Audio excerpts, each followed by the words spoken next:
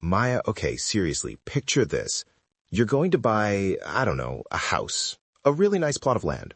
But instead of a bank transfer or a suitcase of cash, you point at a 4-ton limestone donut sitting in your neighbor's front yard and say, "That's mine now, but you can keep it there." Wait, I'm keeping the giant rock even though I don't own it anymore? Exactly.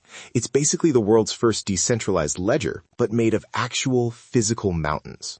We're talking about rye stones from the island of Yap. Honestly, they're the coolest thing I've read about in months.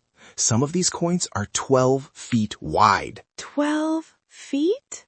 Leo, that's not a coin. That's a minivan made of rock. How do you even carry that? Well, that's the thing. They have these holes in the middle, right? Like a giant stone Cheerio. They'd stick these massive wooden poles through the center, and it would take like hundreds of people to move one. It's like a workout and a financial transaction all in one. I love the energy, but I'm still stuck on the leaving it in the yard part.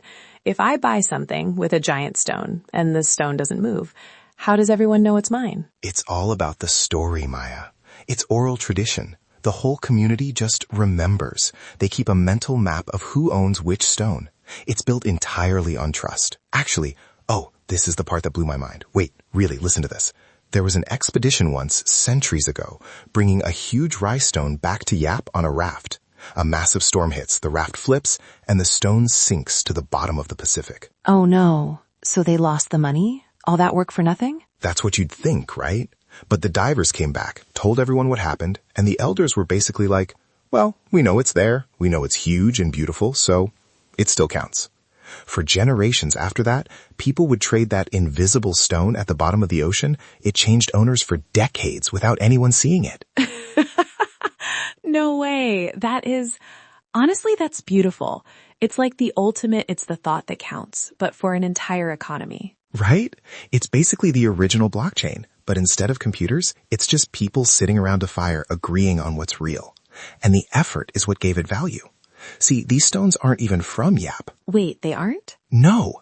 Yap is mostly metamorphic rock. They had to sail these tiny outrigger canoes 400 kilometers. That's like 250 miles of open ocean to the islands of Palau. They'd quarry the limestone in these ancient caves, carve them into these perfect discs using nothing but shell tools and fire drills, and then sail them back across the sea on bamboo rafts. 250 miles in a canoe with a 4-ton rock? I know, it's wild. People actually died doing this. And that's the crazy part. If people died during the trip, or if a famous navigator was the one who brought the stone back, the stone was worth more. The price wasn't just the size, it was the history.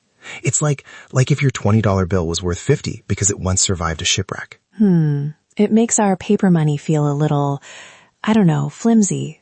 Like we just trust these green scraps of paper because we're told to.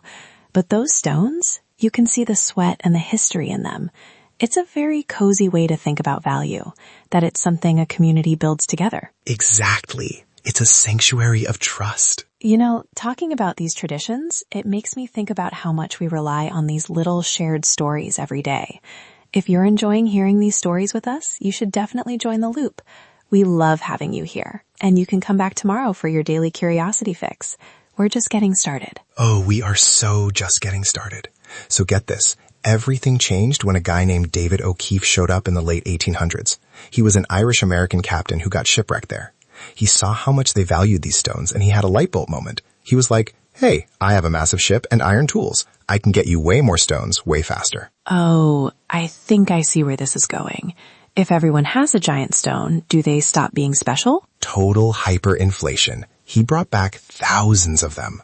But the Yappies were smart. They actually looked at the O'Keefe stones and said, these were too easy to get. They're not as valuable as the ones our ancestors bled for. They actually had different exchange rates for the stones based on how they were manufactured. That is so grounded. I love that they didn't let the technology ruin the sentiment. Right? Even today, there are about 6,000 of these large stones on the island. They don't use them to buy groceries, obviously, but for big stuff, like a major marriage or a political alliance, they still use the rye. It's a link to their ancestors. It's a reminder that money is it's a conversation. It's a way for us to tell each other what matters. Exactly. A 4-ton limestone conversation. Well, I think my takeaway for today is to value the stories behind things a little more. Thanks for bringing this one, Leo. It was fascinating. Anytime. I'm telling you, I'm never looking at a nickel the same way again. See you again soon, everyone. Stay curious.